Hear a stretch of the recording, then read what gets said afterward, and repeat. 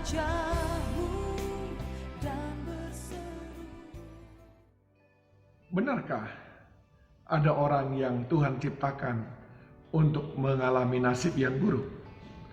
Bukankah itu bertentangan dengan apa yang Dia katakan di dalam Yeremia 29 ayat yang ke-11? Bahwa Dia merancangkan masa depan yang indah, penuh pengharapan.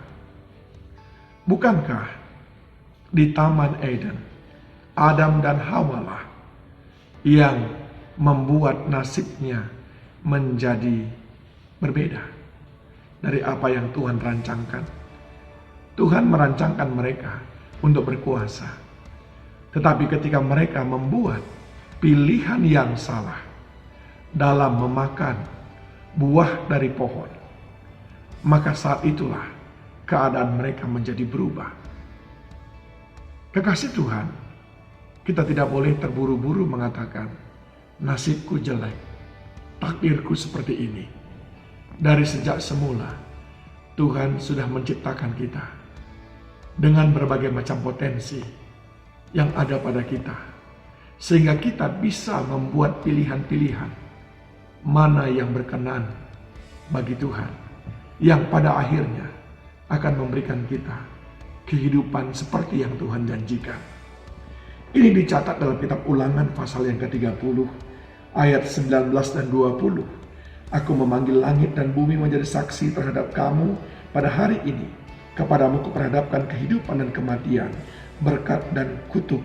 Pilihlah kehidupan, supaya engkau hidup, baik engkau maupun keturunanmu. Tuhan berkata, ada dua opsi dalam hidupmu, kehidupan atau kematian, berkat atau kutuk. Lalu Dia memandu kita dengan berkata, pilihlah kehidupan. Siapakah orang yang memilih kehidupan itu? Di ayat 20 dijelaskan, yang pertama adalah orang yang mengasihi Tuhan. Yang kedua adalah orang yang mendengarkan suara Tuhan. Dan yang ketiga adalah orang yang senantiasa berpaut kepada Tuhan.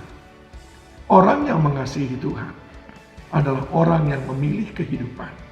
Sebab kehidupan itu adalah Dia sendiri. Yesus Kristus sendirilah kehidupan itu. Dia berkata, akulah jalan, kebenaran dan hidup. Tidak ada seorang pun sampai kepada Bapa jika tidak melalui aku. Dia berkata pula, orang yang mendengarkan suaranya, orang yang dengar-dengaran akan suaranya.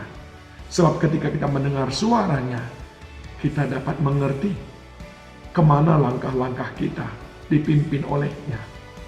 Sebab firman Tuhan berkata, banyak orang menyangka jalan itu lurus, padahal ujung-ujungnya adalah maut. Sedangkan yang ketiga adalah orang yang berpaut kepadanya. Orang yang hatinya nyantol dengan Tuhan, sehingga dia mengerti apa yang Tuhan inginkan dalam kehidupannya. Akhirnya dia berkata, bukan kehendakku, tetapi kehendak Tuhan. Saya sungguh percaya, orang yang mengasihi Tuhan, orang yang senantiasa dengar-dengaran akan suara Tuhan, dan orang yang melekat kepada Tuhan, merekalah yang empunya kehidupan. Merekalah yang empunya berkat-berkat yang Tuhan sudah janjikan.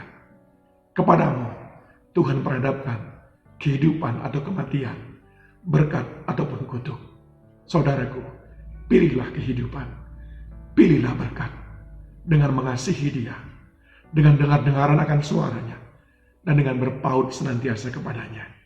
Tuhan Yesus memberkati saudara. Kaulah